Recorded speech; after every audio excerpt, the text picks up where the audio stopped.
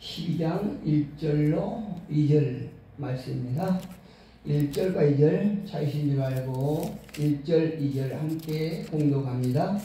그러므로 형제들아, 내가 하나님의 모든 자비하심으로 너희를 권하노니 너희 몸을 하나님이 기뻐하시는 거룩한 산 제물로 드리라.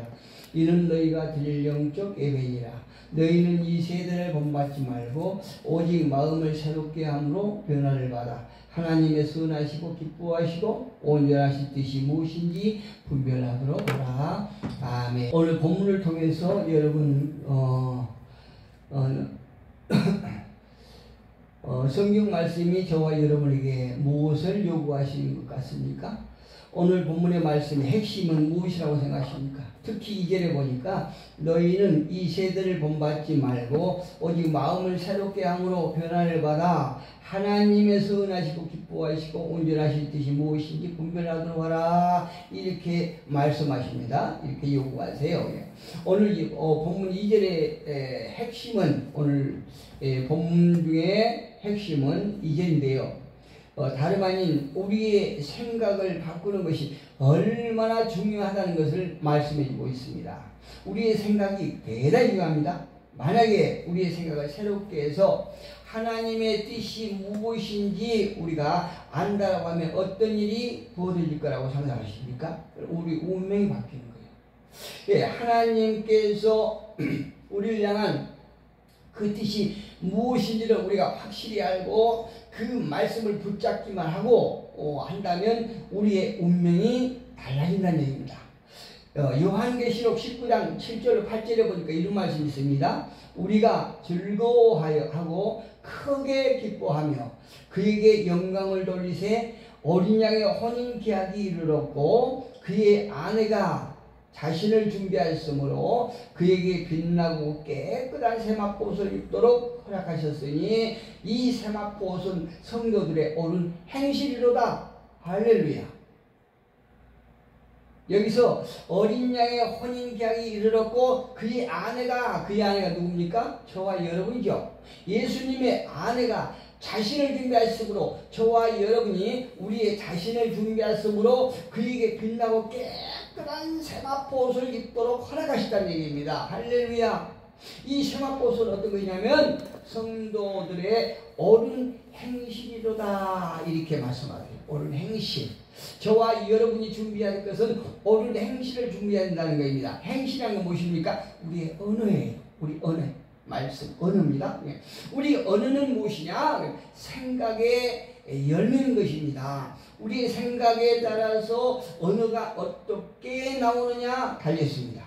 다시 말씀드리면 말은 생각의 열매인데요. 생각의 열매는 어떤 역사를 이루냐? 환경을 바꿉니다. 할렐루야. 우리가 말 한마디에 천냥빚을 갚는다 이런 말씀이지요. 이렇게 우리가 말을 잘함으로 말미암아 우리가 환경을 바꾸게 되는 것이요. 그렇다고 해서 우리가 청산유처럼 말을 하는 것이 아니고 사람을 살리는 말, 나를 살리는 말을 해야 한다는 거지요. 그렇게 해서는 내 생각이 어떤 생각을 갖고 있느냐에 따라서 우리의 말이 정말로 사람을 살리고 또 타인을 살릴 수 있는 그런 존재가 된다는 얘기입니다.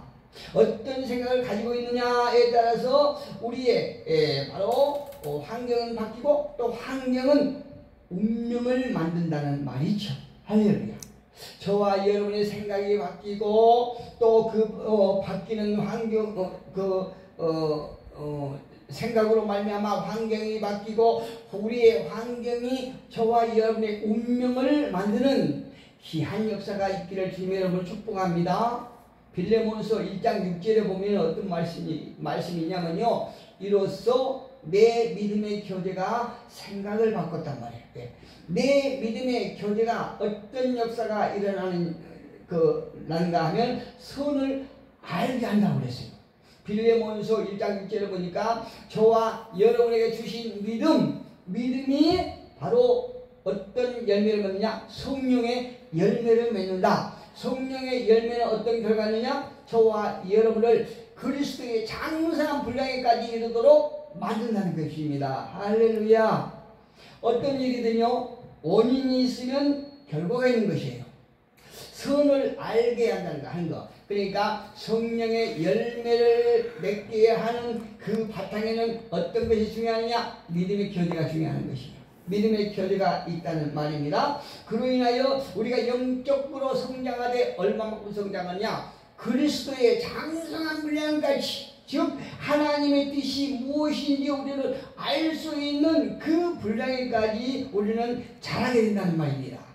다시 한번 본문으로 넘어가 보겠습니다. 본문 1절 2절 보니까 그러므로 형제들아 내가 하나님의 모든 자비하심으로 너희를 권하노니 너희 몸을 하나님이 기뻐하시는 거룩한 산 제물로 드리라.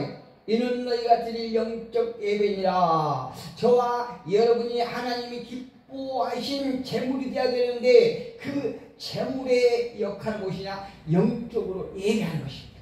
우리가 형식적으로 공기만 진동시키는 예배가 아니고 영으로 하나님과 교제하는 것입니다. 우리의 영이 하나님과 하나가 되어서 함께 교제하는 것입니다. 화평을 이루는 것입니다. 2절에 보니까 너희는, 그러니까 우리가 영적 예배자가 되기 위해서 어떤 조건이 필요하냐?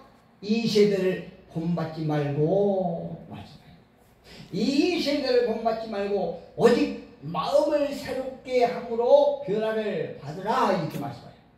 우리가 마음을 새롭게 할 수만 있다면, 생각을 새롭게 할 수만 있다면 어떤 역사가 있냐? 하나님께서 선하시고 기뻐하시고 온전하신 뜻, 하나님의 뜻이죠. 하나님께서 선하시고 기뻐하시고 온전하신 뜻이 무엇인지 분별하게 된다는 얘기입니다. 할렐루야. 이 세대를 본받지 말라, 이렇게 말씀합니다. 이 세대를 본받지 말라. 즉 우리의 생각을 새롭게 해서 성경적으로 재구성을 한다라고 하면 하나님의 뜻을 아는 것은 그렇게 어려운 것이 아니다. 이 성경이 이렇게 말씀하세요. 우리는 육신적인 몸을 갖고 있기 때문에 하나님의 영적인 하나님의 뜻을 아는 것은 굉장히 어렵습니다. 하나님께서 허락하시기 전에는 우리가 절대 알 수 없습니다. 그러나 우리의 생각이 타락한 이 세상의 생각들을 본받지 않고 우리가 성경적인 어떤 말씀으로 우리의 생각이 딱 세팅된다고 그러면, 재구성이 된다고 그러면 다름 아닌 하나님의 뜻을 우리가 아는 것은 어렵지 않다, 이렇게 성경을 말씀하고 계시는 것이에요. 다시 말씀드리면 우리가 생각을 새롭게 변화를 받을 때 우리는 성령님의 온전한 인도를 받아서 하나님의 뜻을 우리는 헤아릴 수 있다, 이 말씀이에요. 하나님의 뜻을 알면 우리가 성령님의 온전한 인도를 받아서 하나님의 뜻을 저와 여러분의 삶 속에 이루어지겠지요. 우리가 다 잘 아신 것처럼 성경은 구약의 약속에서 신약의 완성 단계에 이르기까지 계속 점진적으로 이렇게 발전해 옵니다. 우리가 잘 아신 것처럼 창세기 3장 15절에서 약속하지요. 내가 너로 원수가 되게 하고 내 후손도 여자의 후손과 원수가 되게 하리니 여자의 후손은 내 머리를 상하게 할 것이요 너는 그의 발꿈치를 상하게 할 것이니라. 하나님께서 창세기 3장 15절에서 원초적인 복음을 저와 여러분에게 이렇게 주신 때예요. 이 약속의 말씀은 계속 발전하고 그 발전한 말씀이 때가 되매 이 땅의 독생자 예수 그리스도를 보내주시고 우리를 예수 생명 안에 초대해 주심으로 말미암아 저와 여러분을 새로운 피조물의 십제가 되게 하셨다는 얘기입니다. 저와 여러분이 이제 새로운 피조물이 되었음을 믿으시나요? 우리는 믿습니다. 이제 저와 여러분의 예수 그리스도의 피를 흘리심으로 말미암아 저와 여러분이 새로운 피조물의 실조가 되었다는 얘기입니다. 이거를 분명히 우리는 기억하셔야 돼요. 물론 우리가 새로운 피조물이 되었다고 해서 새로운 피조물의 삶을 살아가는 것은 그거는 의문이죠. 우리가 새로운 피조물이 되어서 새로운 피조물의 삶을 살아가는 것이 하나님의 뜻이고 마땅한 우리의 행실이지만, 그래도 불구하고 우리가 점진적인 어떤 변화를 받지 않고는 우리가 하나님께서 우리에게 초청해 주신 피조물의 실제의 삶을 살아가는 것은 의문점이라 이 말씀이에요. 그 이유는 무엇이냐? 우리의 생각이 아직도 구약, 율법적인 생각의 틀 안에서 갇혀있기 때문에 그렇습니다. 하나님의 말씀은 계속 점진적으로 이렇게 변해가고 발전해 나가면서 끝내는 신약 말씀을 완성되어서 하나님께서 독생자 예수 그리스도를 보내주심으로 말미암아 십자가에서 피 흘리심으로 말미암아 저와 여러분의 죄를 계속해서 저와 여러분을 구원하시고 우리를, 저와 여러분을 새로운 피조물로 이렇게 거듭나게 하셨지만, 그럼에도 불구하고 우리의 생각은 아직도 구약의 틀에서 딱 갇혀있기 때문에 우리는 아직도 피조물의 삶을 살아가는 것은 무리가 있다 이 말씀이에요. 왜요? 생각이 바뀌지 않았기 때문에, 생각이 구약에서 머물렀기 때문에 우리가 새로운 신약의 성령의 시대를 살아가는 그런 삶으로 살아가는 것은 무리가 있다 이 말씀이야.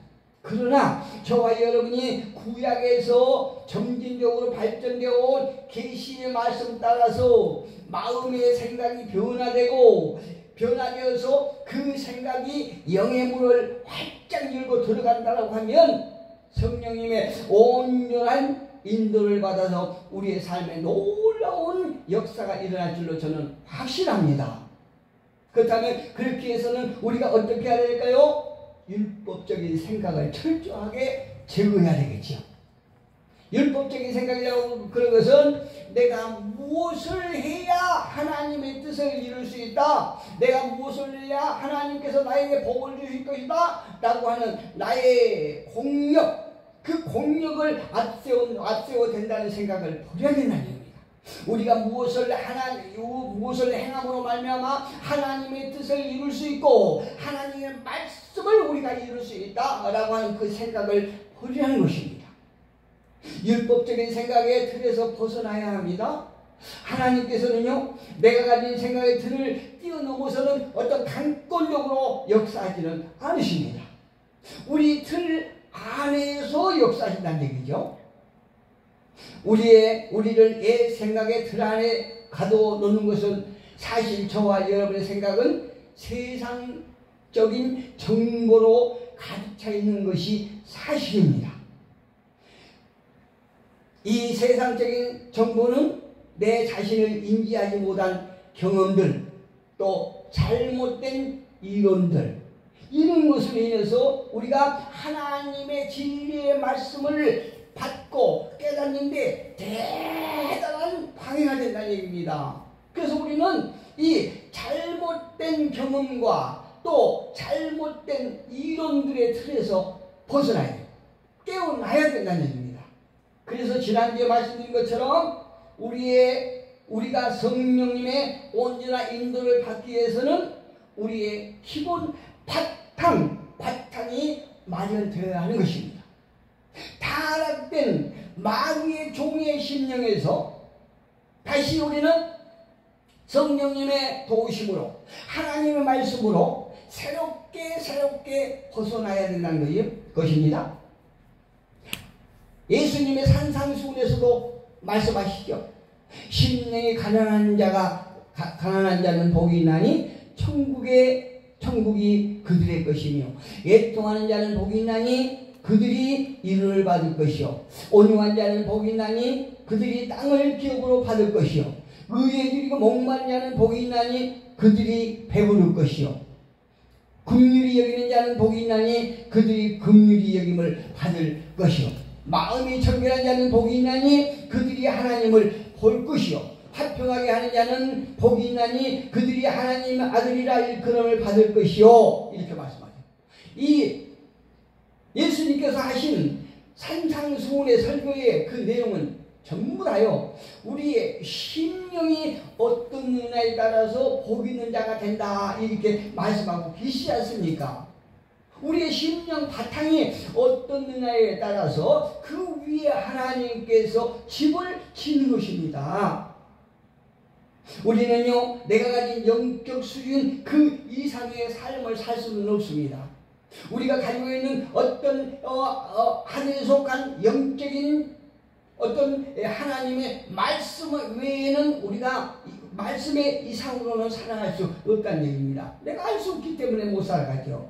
아무리 우리가 좋은 메시지를 듣는다고 할지라도, 그리고 아무리 능력 있는 하나님의 말씀이라고 할지라도 계시가 일어나지 않는 것은 단지 정보일 뿐입니다.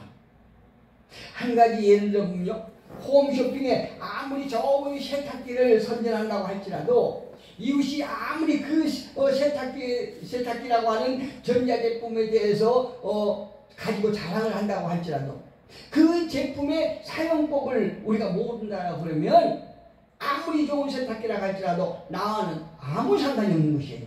하나님의 말씀에 능력이 있다고 할지라도, 하나님의 말씀이 우리를 변화시킨다고 할지라도 우리의 바탕이 하나님의 말씀을 받고 깨달을 수 있는 그런 바탕이 아니 된다라고 그러면은 나하고 상관이 없고 단지 머리로 아는 지식일 뿐이다, 이 말씀이거든요. 히브리서 4장 12절에 보니까 이렇게 말씀하십니다. 하나님의 말씀은 살았고 운동력이 있다고 말씀하세요. 그리고 그 말씀은 어떤 낯선 것보다도 더 예리한 능력을 가지고 있다고 말씀합니다. 그렇다고 내 삶에 역사가 없다라고 하면 단지 정보일 뿐이라 이 말씀. 하나님의 말씀이 아무리 능력이 있다 할지라도 내 삶의 역사를 일으키지 못한다라 그러면 그거는 단지 정보일 뿐이라는 것입니다. 그렇다고 하나님의 말씀이 잘못되었을까요? 아니에요. 하나님의 말씀은 살아있다고 말씀하지 않습니까? 계시의 말씀은 계속해서 점진적으로 발전해 왔습니다. 여러분 잘 아시다시피 에덴 동산에서 우리의 욕심으로 인해서 죄를 범했습니다. 그리고 인간은 신락을 당했습니다. 그러나 요한복음 3장 16절에서 말씀하신 것처럼 하나님은 저와 여러분을 사랑하셔서 독생자를 이 땅에 보내주시고 우리의 모든 죄와 저주를 해결하셨다고 말씀하십니다. 그런데 저와 여러분을 하나님이 사랑한 것은 여기에 끝이 아니에요. 예수님은 장사됨과 부활로 인하여 우리가 의인으로 거듭났고 새로운 피조물이 되었다고 말씀하고 있지 않습니까? 그리고 마지막 때에 저와 여러분에게 새로운 피조물의 실체가 열렸다고 말씀하세요. 열림을 믿습니까? 우리는 믿습니다. 예수 그리스도께서 다시 오겠다고 약속하시고 성천하신 후에 보혜사 성령님을 보내시고 그분 성령님을 통하여 새로운 피조물의 실제를 알게 하시고 모든 것을 생각나게 하시고 저와 여러분이 그리스도 장사 분량에 이르도록 인도하시겠다고 약속을 하고 계시지 않습니까? 성령의 인도라고 하는 그 의미가 무엇이라고 생각하십니까? 성령의 인도라고 하는 것은 보통 영의 인도 이렇게 우리가 표현할 수 있습니다.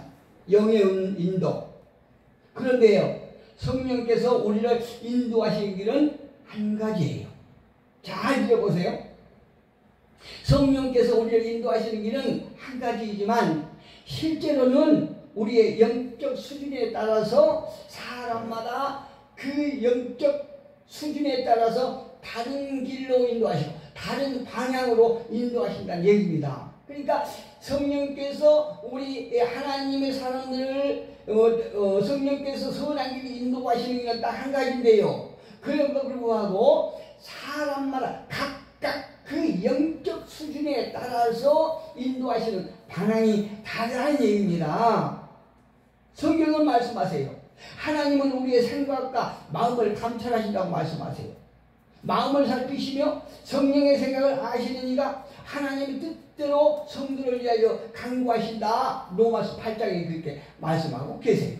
이 말씀 무슨 말씀이냐? 성령께서는 저와 여러분의 각자 영적 상태의 수준을 다 알고 계신다는 얘기입니다.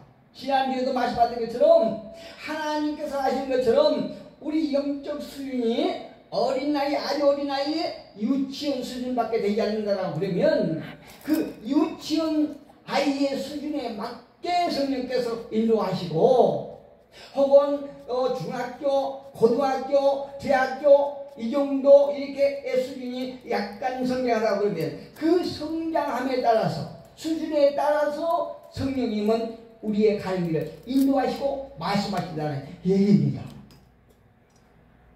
아무리 우리가 말로 어쩌고저쩌고 한다 할지라도 그 사람의 실제 영적 수준이 유치원 수준밖에 되지 않는다라고 그러면 하나님께서 장성한 분량에게 주신 그 말씀을 주시면서 인도하셔봐야 그 어린아이가 들을 수 있겠습니까? 깨달을 수 있겠습니까? 못 깨닫는 거죠.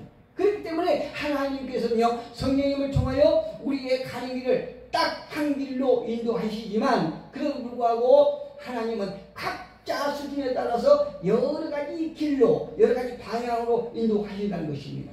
그럼에도 불구하고 하나님께서는 그 유치원신 아주 작은 아이를 인도하실 때에 그 아이의 수준에서는 최상의 길로 인도하신다는 사실을 우리는 믿으셔야 됩니다.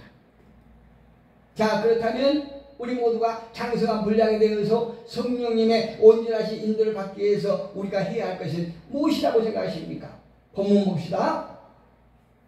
너희는 이 세대를 본받지 말고 오직 마음을 새롭게 함으로 변화를 받아 하나님의 선하시고 기뻐하시고 온전한 뜻이 무엇인지 분별하도록 하라. 이렇게 말씀하시죠. 마음을 새롭게 함으로 변화를 받는 것이 즉 옛 율법적인 틀에서 벗어나고 그래서 생각을 새롭게 하는 것입니다. 이것이 우리가 성령의 인도를 받기에 합당한 기본적인 바탕이에요. 우리가 변화되는 것입니다. 우리는 이 단계에 이르기까지 무단한 노력과 고통이 따를 것입니다. 왜요? 우리 속에 아직도 아직 율법적인 그 틀 안에 꽉 잡힌 그 자아가 우리를 잡고 있기 때문에 그걸 제거하기 위해서는 대단한 노력이 필요하다 이 말씀이거든요. 우리가 지금까지 오랜 세월을 타락한 이 세대를 쫓아 살아왔던 생각의 습관이 한순간 지워지지는 않을 것입니다. 그러나 우리 모두가 성령님의 도우심으로 말씀의 능력을 받고 신뢰할 때에 감사하게도 우리의 생각이 말씀으로 새로워지고 재구성이 되어서 우리의 심령이 기경된다라고 그러면 우리 모두의 삶은 너무나 쉽고 간편해질 것입니다. 그때는 얼마나 우리의 삶이 신이 나지 않겠습니까? 우리가 세상을 살아가면서 내 생각대로 살아가면서 여러 가지 어떤 돌부리에 부딪히고 함정에 갇히고 어떤 가시밭길에 찍히고 하지만 그러나 성령께서 우리를 인도하신다고 하면 우리가 온전히 성령님의 인도를 받는다라고 그러면 얼마나 우리의 인생이 사역이 얼마나 신이 나고 기분 좋겠습니까? 우리가 한번 여러 가지 기분 좋은 얘기를 한번 생각해 보시기를 바랍니다. 끝으로 이에 대해서 비유를 한 가지 말씀드리고 마치겠습니다. 어떤 단체가요 오페라 한 편을 무대에 올린다고 가정해 봅시다. 근데 그 오페라 올려놓고 노래만 잘 한다고 될까요? 아니죠. 가수는 물론이고 어떤 악기나 의상 또 무대까지도 다양한 요소들이 잘 어우러져야 한 편의 오페라가 완성되는 것과 같은 그런 이치인 것입니다. 우리의 생각이 바뀌어서 우리 생각 위에 하나님 기본적인 바탕 위에 하나님의 말씀이 잘 세워지고 여러 가지 어떤 우리가 하나님께 주신 여러 가지 은사를 우리가 받았을 때에 그 은사가 다른 사람을 살리고 깨우치며 힘을 주는 회복되는 그런 역사를 우리가 체험할 것입니다. 그러나 하나님께서는 우리가 기본적인 바탕이 되지 않는 상태에서 여러 가지 은사를 받았을 때에 그 은사가 한 사람을 살리는 데 사용하겠습니까? 안 그래요. 좋은 나무가 좋은 열매를 맺는 것처럼 기본 바탕이 제대로 되지 않는 상태에서 우리가 여러 가지 어떤 은사를 받았을 때에 그 은사는 사람을 살리는 것이 아니라 오히려 사람을 해치는 그런 결과를 우리가 경험하게 된다는 얘기입니다. 그래서 우리가 하나님께서 온전하신 뜻을 알기 위해서는 가장 먼저 기본적인 바탕이 우리는 말씀으로 잘 재구성이 되어야 되는 것입니다. 하나님께서는 저와 여러분 모두에게 성령을 준다는 사실을 믿으시기를 바랍니다. 그리고 우리 각자 분량에 따라 성령님은 우리를 인도하신다는 사실을 믿으시고 어떤 틀에 내 어떤 생각이 새로워져서 하나님의 선하시고 기뻐하신 온전한 뜻이 우리 사역 속에 우리 삶 속에 이루어지기를 주님의 이름으로 축복합니다.